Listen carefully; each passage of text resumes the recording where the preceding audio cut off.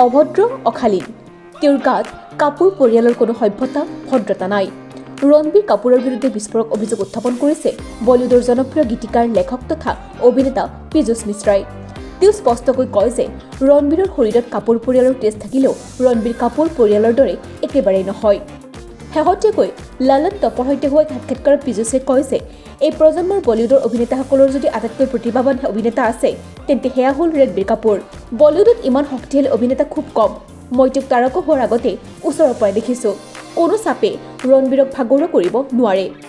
তেওঁ লগতে কয় কেমেৰাৰ আগত থকা সময়ত তেওঁ এজন বেলেগ মানুহ কেমেৰা বন্ধ হ'লে তেওঁ এজন আন মানুহ হৈ পৰে তেওঁৰ দৰে অসভ্য অভদ্ৰ হিৰো খুব কম আছে তেওঁ কাপুৰ বংশৰ কোনো পৰম্পৰা আগবঢ়াই নিয়া নাই আৰু সেইবাবে ৰণবীৰ ইমান ডাঙৰ অভিনেতা তেওঁ নিজৰ ধৰণেৰে আগবাঢ়িছে পীযুষ মিশ্ৰাই লগতে কয় ৰণবীৰৰ আটাইতকৈ ভাল কথাটো হ'ল অভিনয় কৰি থাকোঁতে তেওঁ কাপুৰ পৰিয়ালৰ কোনো বোজা কান্ধত নলয় শ্বুটিঙৰ সময়ত ৰণবীৰ আন 5জন অভিনেতাৰ দৰে তেওঁৰ কোনো বিশেষ আচৰণ নাই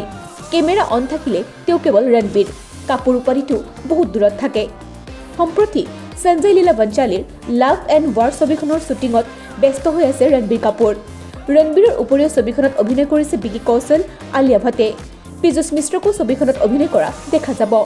news desk report TV9 Assam Digital